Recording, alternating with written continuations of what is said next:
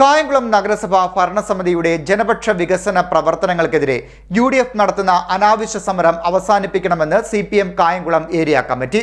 പദ്ധതിയിൽ ഏതെങ്കിലും തരത്തിലുള്ള ക്രമക്കേടോ അഴിമതിയോ നഗരസഭയ്ക്ക് ₹1 നഷ്ടമോ ഉണ്ടായിട്ടില്ലെന്നും എന്നാൽ ഉദ്യോഗസ്ഥരുടെ ഭാഗത്തു നിന്നുള്ള പിശക് കാരണം നടപടിക്രമങ്ങൾ പൂർത്തീകരിക്കുന്നതിൽ ജാഗ്രത കുറവുണ്ടായ സാഹചര്യത്തിൽ നഗരസഭാ കൗൺസിൽ സബ് കമ്മിറ്റി രൂപീകരിച്ചിട്ടുണ്ടെന്നും area secretary B Abin Shah പറഞ്ഞു. കായംകുളം നഗരസഭ നടത്തുന്ന ജനപക്ഷ വികസന പ്രവർത്തനങ്ങൾക്ക് പിന്തുണ നൽകി UDF സമരാഭാസം അവസാനിപ്പിക്കണമെന്ന് CPM Kayamkulam area committee secretary B Abin Shah പറഞ്ഞു. കായംകുളം നഗരത്തിന്റെ സമഗ്ര പുരോഗതിയാണ് നഗരസഭ ലക്ഷ്യം വെക്കുന്നത്. നഗരത്തിന്റെ സമഗ്ര വികസനം ലക്ഷ്യം വെച്ചുകൊണ്ട് തന്നെ ദീർഘവീക്ഷണമുള്ള നിരവധി പദ്ധതികളാണ് സംസ്ഥാന സർക്കാരിന്റെ സഹായത്തോടെ കായംകുളം നഗരസഭ നടത്തി വരുന്നത്.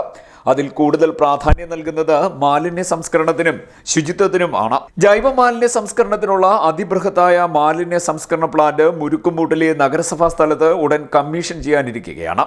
ഉറവിട മാലിന്യ സംസ്കരണത്തിന് എല്ലാ വാർഡുകളിലെയും മുഴുവൻ വീടുകളിലും ബയോബിന്നുകൾ നൽകുന്ന പദ്ധതി പൂർത്തീകരിച്ചു വരുന്നുണ്ട്. പ്ലാസ്റ്റിക് മാലിന്യങ്ങൾ വീടുകളിലെത്തി ശേഖരിക്കുന്നതിനുള്ള ഹരിതകർമ്മസേനയുടെ പ്രവർത്തനം ഊർജിതമായാണ് കായംകുളത്ത് നടന്നു വരുന്നതെന്നും CPM ഏരിയ കമ്മിറ്റി പറഞ്ഞു. മാലിന്യ സംസ്കരണവുമായി ബന്ധപ്പെട്ടുള്ള വിവിധ പദ്ധതികൾ നടപ്പാക്കി വരുമ്പോഴും നഗരത്തിലെ ജലാശയങ്ങളിലും കുടിവെള്ള സ്രോതസ്സുകളിലുമടക്കം കോളിഫോം ബാക്ടീരിയയുടെ സാന്നിധ്യമുണ്ടെന്നുള്ള ബോധ്യത്തിന്റെ അടിസ്ഥാനത്തിൽ കക്കൂസ് മാലിന്യങ്ങൾ സംസ്കരിക്കുന്നതിനുള്ള മൊബൈൽ പ്ലാന്റ് നഗരസഭ പദ്ധതിയിൽ ഉൾപ്പെടുത്തുകയായിരുന്നു.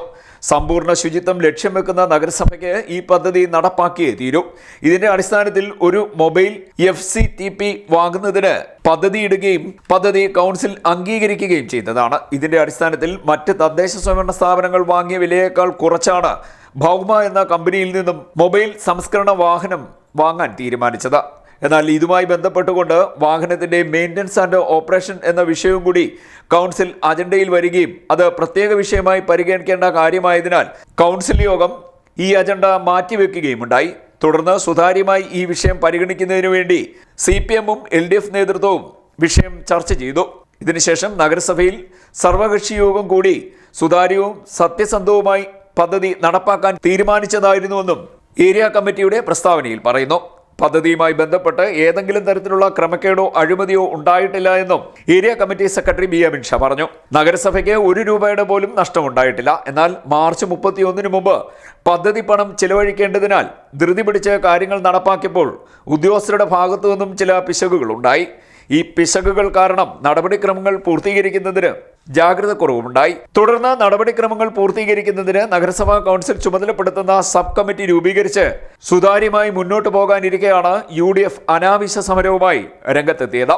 UDF നടത്തുന്ന സമരം രാഷ്ട്രീയ പ്രേരിതവും വികസന പ്രവർത്തനത്തിന് തടസ്സം സൃഷ്ടിക്കുന്നതുമാണെന്നും ഏരിയ കമ്മിറ്റിക്ക് വേണ്ടി ബി അബിൻ ഷാ പറഞ്ഞു. CDNet news, Kayamkulam.